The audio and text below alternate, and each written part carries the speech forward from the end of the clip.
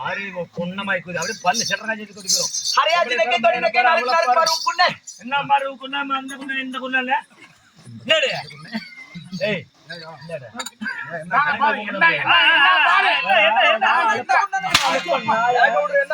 என்ன குன்னமாய்க்குதுங்கடா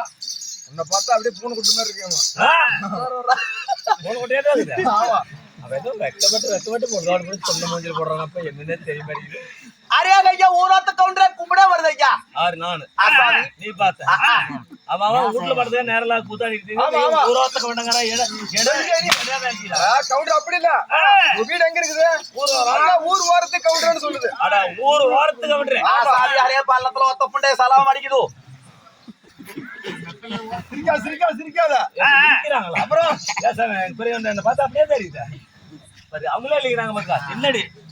பட்டார் மேல கை வைக்க வர ஆளை